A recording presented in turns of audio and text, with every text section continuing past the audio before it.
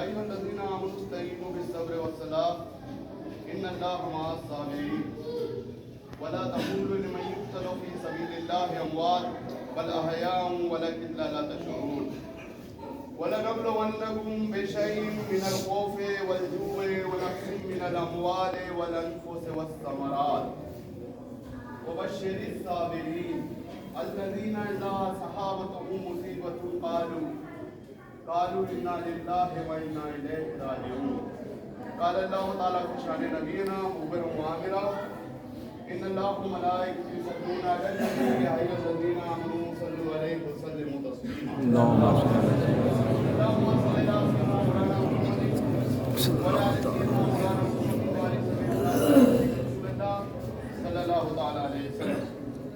محترم بزرگ دوستوں، سفر المظفر کا دوسرا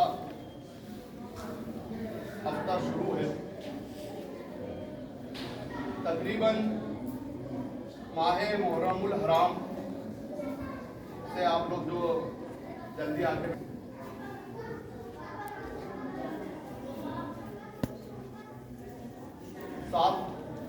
ساتواں بیان ہے یہ حضرت امام حسین رضی اللہ تعالیٰ عنہ کا.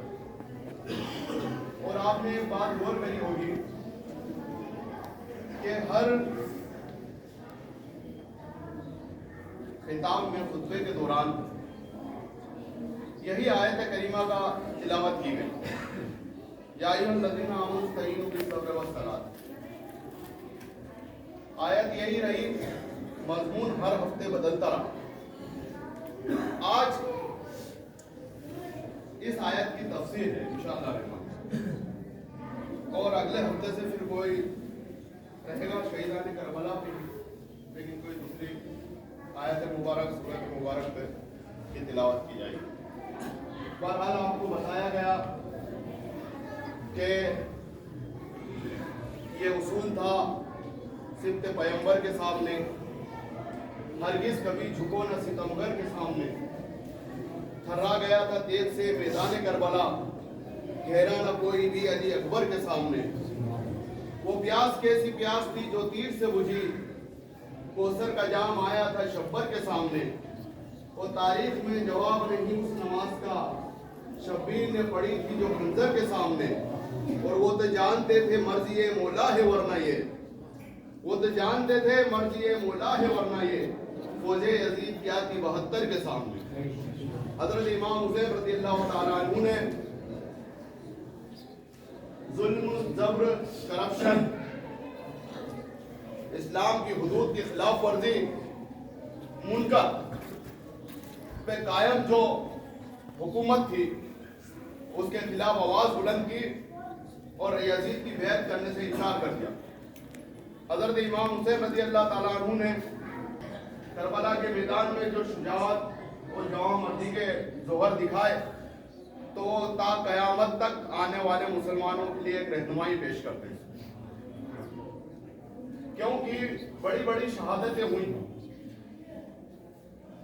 ان کی سب کی شہادتیں اپنی جگہ ان کے مقامات بلند ہیں، لیکن یہ جو شہادتیں امام حسین اور یہ جو واقعہ کربلا ہے، اس کی یہ اہمیت ہے، یہ اسی طرح مقبول ہوئی جس طرح سیرت مصطفیٰ مقبول ہوئی.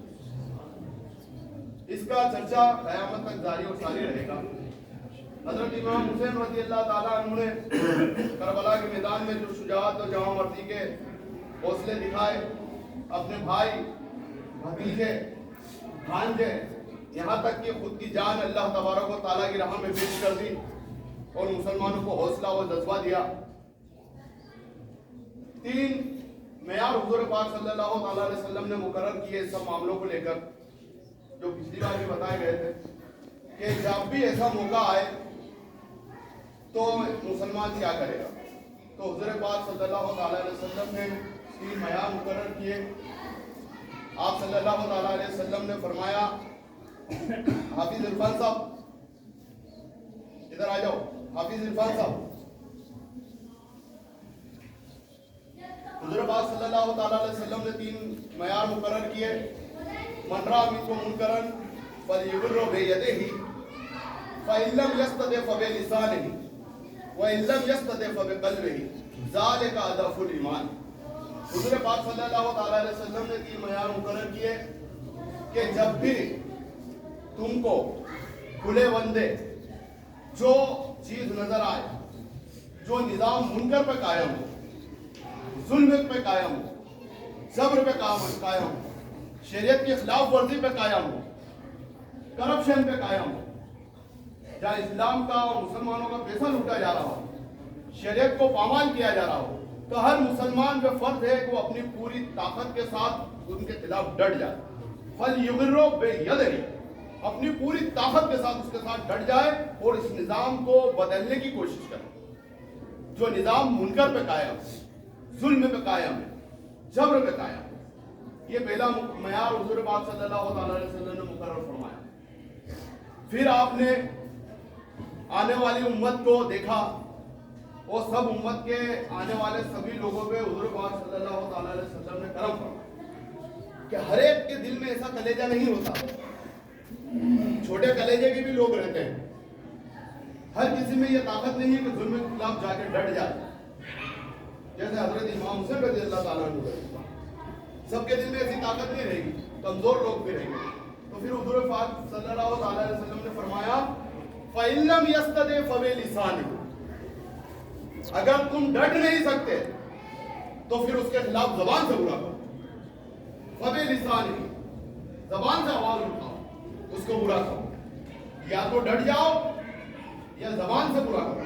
پھر آپ نے اور کرم فرمایا امت پر، کہیں ایسا نہ ہو بہت بڑی طبقہ امت سے باہر ہو جائے، اور زیادہ کرم فرمایا، اور فرمایا فَبِلِسَانِهِ، پھر فرمایا فَبِقَلْبِهِ، اگر تم ڈٹ بھی نہیں سکتے، زبان سے برا بھی نہیں کہہ سکتے، تو فَبِقَلْبِهِ، پھر دل سے برا جاؤ، فَبِقَلْبِهِ، دل سے برا کرو۔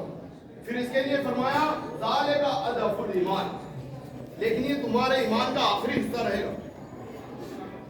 اب آپ سمجھیے کہ 3 معیار مقرر کیے، جب فَبِلِسَانِهِ میں انسان پہنچ گیا اور فَبِقَلْبِهِ پہ آ گیا کہ دل سے برا جانے، اور جب دل سے برا جاننے کے لیے فرمایا کہ ذَلِكَ أَضْعَفُ الْإِيمَانِ، پھر یہ ایمان کا آخری حصہ رہے گا۔ پھر آپ جس کو دل سے برا جانتے ہیں اس کے ساتھ کھڑے نہیں رہ سکتے، اس کے ساتھ الائنس نہیں کر سکتے، اس کے ساتھ مل نہیں سکتے۔ اگر پھر اس کے ساتھ مل گئے تو پھر وہ تو ظلم کا ساتھ دینا ہو گیا۔ اضعف الایمان کے بعد ایمان کا کون سا حصہ رہتا ہے جس کو داخل ایمان سمجھیں گے؟ شرعی، اعتقادی، بحث سے قطع نظر، عملی ایمان، کہ وہ ایمان کا کون سا حصہ رہے گا۔ تو یہ 3 معیار مقرر فرمایا حضور پاک صلی اللہ تعالیٰ علیہ وسلم نے۔ واقعہ کربلا کا پورا فلسفہ یہ 3 معیار، کہ جب بھی اسلام پہ وقت آئے گا، شریعت پہ وقت آئے گا، مسلمانوں کے حقوق کے خلاف وقت آئے گا، تو ان 3 معیاروں پہ کام کرنا ہے۔ حضرت امام حسین رضی اللہ تعالیٰ عنہ نے اپنے پورے خاندان کو میدان کربلا میں شہید ہو گئے اللہ کی رضا کے لیے، اور اللہ تبارک و تعالیٰ نے قرآن میں پہلے ہی ارشاد فرما دیا کہ اگر لوگوں کا یہ حال ہے کہ انہیں چھوڑ دیا جائے گا، فقط اتنا کہنے پر ہم ایمان لائے اور ہماری کوئی آزمائش نہیں ہوگی، تو ان کا یہ گمان غلط ہے۔ ہر مومن کو اور ہر مدعی ایمان کو یہ یاد رکھنا چاہیے کہ اس کی ضرور آزمائش ہوگی، اور یہ آزمائش کرنا، امتحان کرنا، یہ ہماری سنت ہے۔ فرمایا کہ ہم نے تم سے پہلوں کے بھی امتحان کیے اور تمہارا بھی امتحان کریں گے۔ اور ہم امتحان کیوں کرتے ہیں؟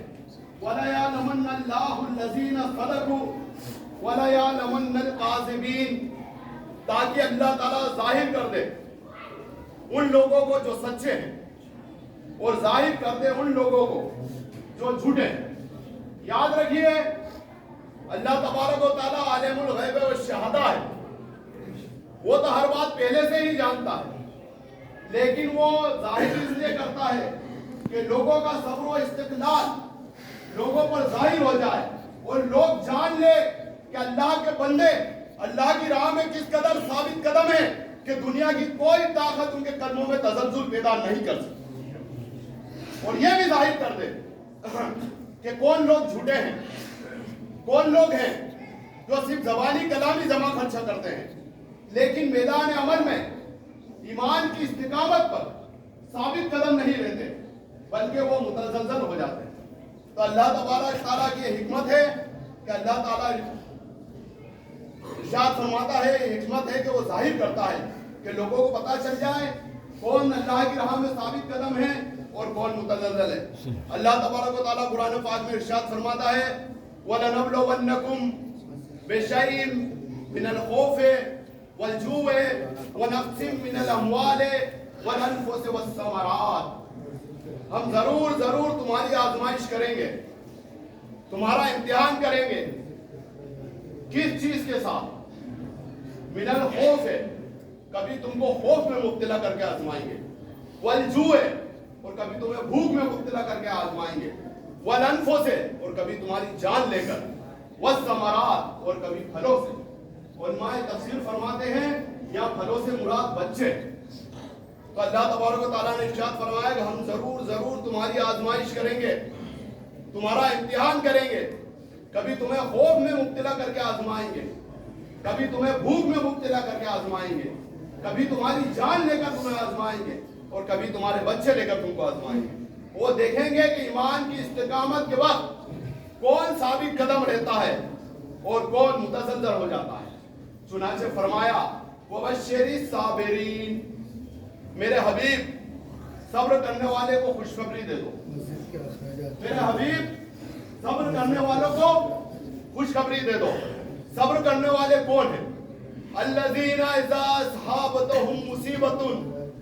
صبر کرنے والے لوگ وہ ہیں جب ان پہ کوئی مصیبت و آزمائش آتی ہے تو مصیبت اور آزمائش کے وقت وہ واویلا نہیں کرتے, زدہ فضا نہیں کرتے, سینے پہ ہاتھ نہیں مارتے, بال نہیں بکھیرتے, آہ فضا نہیں کرتے, بلکہ صبر و رضا کے پیکر بن کر کہتے ہیں اِنَّا لِلَّهِ وَإِنَّا إِلَيْهِ رَاجِعُونَ. بے شک ہم سب اللہ کی طرف سے ہی تو ہیں اور ہمیں لوٹ کر واپس اللہ کی طرف ہی جانا ہے. گویا وہ صبر و رضا کے پیکر بن کر کہتے ہیں اِنَّا صَلَاتِي وَنُسُكِي وَمَحْيَايَ وَمَمَاتِي لِلَّهِ رَبِّ الْعَالَمِينَ لَا شَرِيكَ لَهُ. بے شک میری نمازیں, میری قربانیاں, میرا جینا, میرا مرنا سب اللہ رب العالمین کے واسطے ہے جس کا کوئی شریک نہیں. اللہ تبارک و تعالیٰ ارشاد فرماتا ہے میرے حبیب صبر کرنے والے کو خوشخبری دے دو. یاد رکھیے صبر کرنا یہ اہل حق کا شیوا اور طریقہ ہے. صبر کرنا یہ اہل حق کا شیوا اور طریقہ ہے. حضرت ابراہیم علیہ السلام نے جب اپنے لخت جگر حضرت اسماعیل علیہ السلام کو فرمایا کہ بیٹا میں نے خواب دیکھا ہے کہ میں تمہیں ذبح کرتا ہوں, اب بتا تیری مرضی اور تیری رائے کیا ہے. تو اسماعیل علیہ السلام نے کیا جواب دیا تھا؟ یا ابتی فعل ما تؤمر سجدنی انشاءاللہ من الصابرین.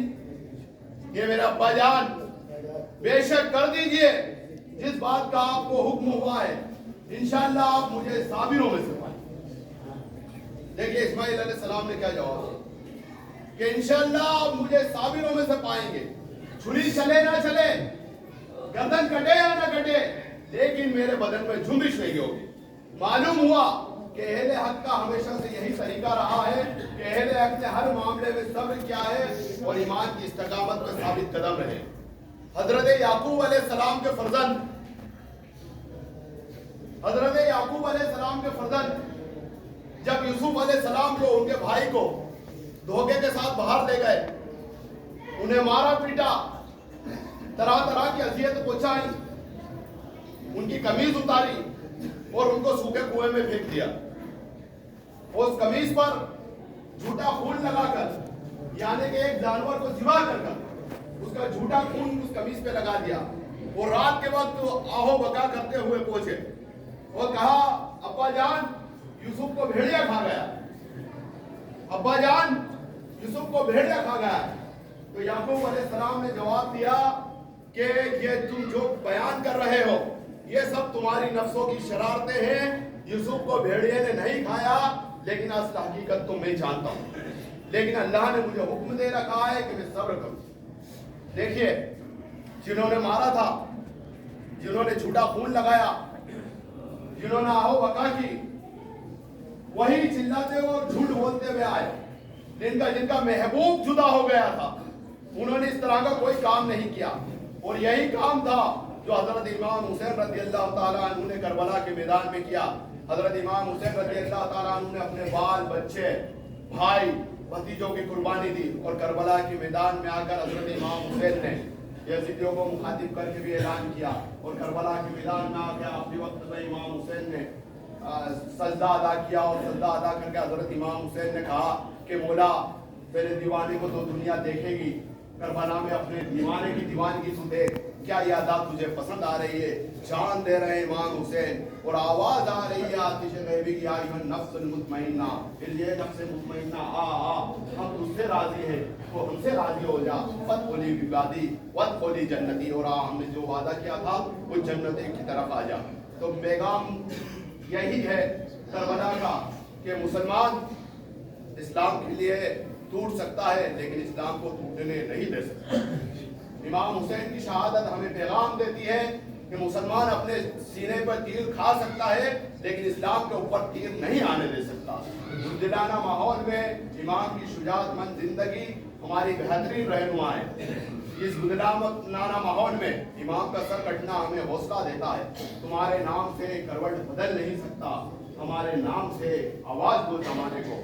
اور کربلا کا پیغام بھی مسلمانوں کی یہی رہتا ہے کہ شہادت مطلوب و مقصود و مومن, شہادت ہے مطلوب و مقصود و مومن, نہ مال غنیمت نہ کشور. چاہے واقعی دعوان میں الحمدللہ رب العالمین, لا الہ الا اللہ.